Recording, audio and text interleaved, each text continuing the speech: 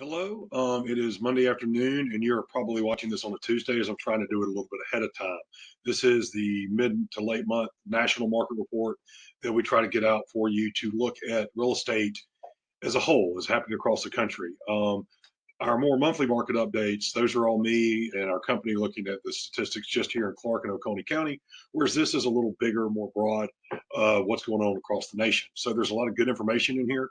I'm going to try to keep it under 10 minutes, and I've worked on some of these slides. Some of them I borrowed from our resources at Keeping Current Matters, and we'll get started here. Just this first is begin with a little quote. As you know, as the year rolls over in real estate, we look at it as the market resetting itself. What's it going to do this year? And we're seeing some things already be a little different. But this quote says it is possible that rising mortgage rates will slow the housing market, or the Fed might raise rates sooner than expected due to the recent pickup in inflation.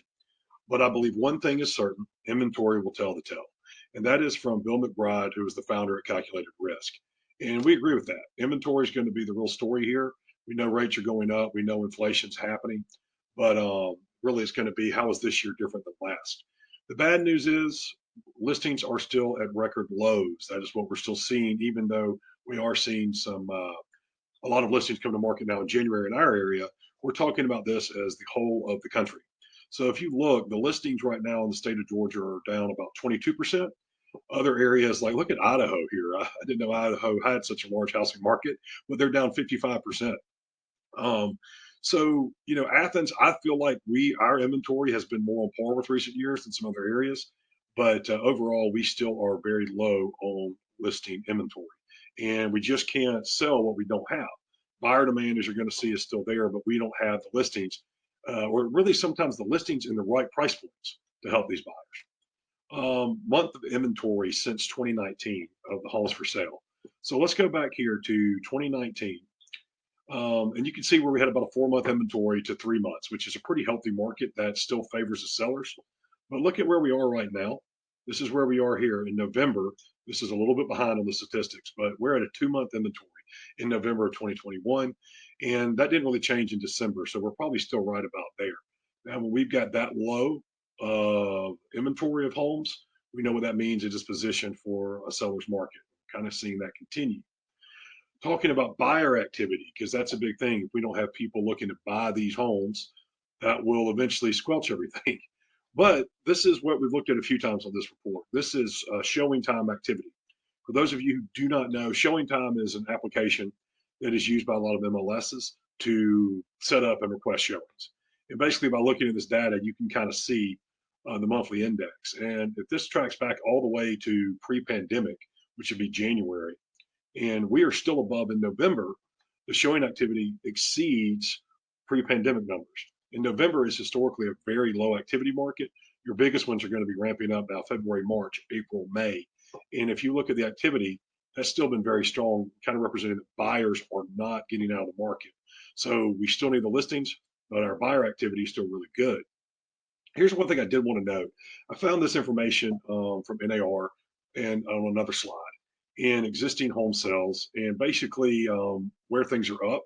They are up 2% overall, but they are mostly up in the Midwest and the South, where they are mostly down in the Northeast. I just wanted to throw that in there as a little bit of difference of what we're seeing regionally, what's happening in the Northeast versus where we are here in the South. Now, as we went over this a minute ago about buyer activity, the showings and the activity of buyers that are in the market is still crushing pre-pandemic numbers. This looks at 2017, which was an average of 103 showings, 98 in 2018. And then once the pandemic happened is when we got close to doubling here at 175. So we still have a lot of people in the market looking to buy. Again, inventory, what's going to happen there? And we need the homes to be able to sell. Here's another quote. Showings traditionally lag during the holiday season, but the data we're seeing tells us that the buyer demand remains strong. The fact that every region year over year showed an increase indicates that buyers are undeterred. It speaks to their desire to keep searching for a home. And this is from Michael Lane, who is the VP and General Manager at Showing Time. Now, we've kind of stated this fact here that the buyers are out there, and even our pending sales are tracking above pre-pandemic numbers. That's a big thing to realize. As you look at 2017 was at 109, This is based on last 5 Novembers. And we're still just a little bit behind 2020, but only by about 3 average units. So generally still really strong market. One of the bigger things we need to talk to people about that is, I think some people don't fully understand, is what's going on with home equity. It's probably, along with inventory as usual, is the biggest thing that people need to understand about their home and is some of the biggest opportunity out there for people. Here's a little statistic from CoreLogic, and this is from the Q3 equity report, that the average home equity gain for U.S. homeowners was $57,000. Now, that's average across the country. Depending on where you are, that could be a lot more in California. In some cases, that's a lot more in different parts of town here, being parts of Clark County you are, but we have seen property values go up. The year over year percentage increase in equity with homeowners has been 31.1%. And this one is one of the bigger ones right here. 3.2 trillion is the year over year total increase in equity for US homeowners with mortgages. So that's $3.2 trillion of equity. There's been a lot of talk about forbearance, foreclosures, and things like that.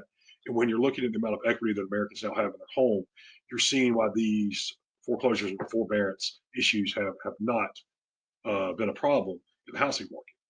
The equity growth is still surging, and this goes back to Q3.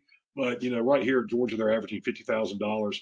In Washington, is almost $100,000. $65,000 in Florida, $82,000 in $91,000 in Utah, 78 in Colorado. Across the board, equity is going up for Americans. Not only have equity gains helped homeowners with more seamless transition out of forbearance and other or distressed sales, they've also been able to increase their wealth. There was a talk about everybody was not going to be able to pay their mortgages, and it actually didn't happen that way. What's also going on is this is sometimes creating a drastic opportunity for people that own property, either in their retirement or possibly to downsize. Imagine selling a property that you were able to purchase another one completely with cash, and how that would impact your living expenses as you went on into retirement. U.S. households own 36.8 trillion in owner-occupied real estate, 11.5 trillion in debt, and the remaining 25 trillion is in equity. That's $25 trillion of equity. Now, there's plenty of people that have issues with not saving enough. There's plenty of people that have too much credit card debt. But the fact that we see this much of an equity position for homeowners is outstanding. There are opportunities for you as a homeowner to do things or to make a wise decision for your future. It might not be to buy the bigger house. That might be the case because of what your needs are. But you really need to talk to somebody and make sure, even if you're not planning to sell, planning to buy, what is your home worth? Just so you understand what you owe on it and what it is worth, because that is probably the biggest opportunity that is in front of people right now. It's not the interest rates that were at 2.6. It's what your home is worth and the equity that you have and what possibilities that create for you. I'll finish this little last part too. In inflated adjusted terms, homeowners had an average of $294,000 in equity, a historic high in the U.S. And what to expect in the 22 housing market. We're going to try to go through this quickly because I told a lot about this. It's interest rates. Listen, we're expecting all interest rates to go up. They already have.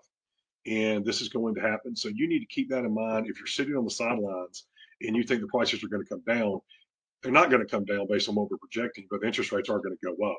So be calculated and talk to somebody to make a good decision, because you could end up costing yourself more money, not really understanding several things going on in the market. Lastly, I talked about forbearances. Look at here in December, they were finally under $1 million. 1 million units, starting from a high of almost 5 million in May of 2020. So what we've been telling you and what they've been predicting and telling us has borne out to be true. So the forbearances and foreclosures have not really been an impact in the market. Now, we will see a slight uptick in some foreclosures in 2022. However, what I love about this quote from the leaders of research at CoreLogic, we expect delinquency rates overall on home mortgages to actually continue to remain quite low. And lastly, we're going to end on this, trying to keep it as tight as I can. Home price acceleration. Has it peaked? This is one of the biggest things people are going to ask us. Well, do you think the market's peaked out? Have prices stopped going up? And that's a fair question. And if you look at these three, CoreLogic, S&P, and FHFA, that track these sort of things, looking at the year-over-year price increases, did it peak in 2021? You see up here where the percentage equity gain price increase got just about under 20% on a national average. But then look what it did. Instead of peaking, we might want to say, did it plateau or reach a level? It's not like it's reversing. Keep in mind, it started at 10%. Let me go back and point that out to you. This is 10%. This is not zero. So they went a full 10% on this graph before they were able to get the numbers on there, representing a 20% year over year monthly price increase. And then the price forecast for all of these, you got NAR, CoreLogic, Freddie Mac, Fannie Mae. The average, the top goes from 7.4 projected to the lowest at 2.8. Us conservative realtors are projecting that. Average putting it at 5.2%. Reality is, I kind of disagree. I think locally in our market, we're probably going to see closer to 10, 11, 12. We're going to come down from the 30% that we've seen, but we're going to see it still maintain over 10%. Just that's a prediction, not fact. But long and short, the big things I wanted to bring you back to are interest rates, home equity, and what the market's doing. Find out what your home is worth, even if you're not planning to sell. Watch interest rates if you're a buyer. They will be going up. And lastly, your impression of the market thinking that it's topped out. Well, it's probably topped out on its year over year gain, but it's still appreciating. And that's what we expect to see. It just might not appreciate at the highest levels that it was doing in the last year, year and a half. Kept it as tight as I could. If reach out to somebody at 5M Realty if you got a question. If you have questions about anything, your home value, a plan that you need to get in place, 5mrealty.com. Thank you. Go Dogs, by the way, and have a great rest of January and stay warm.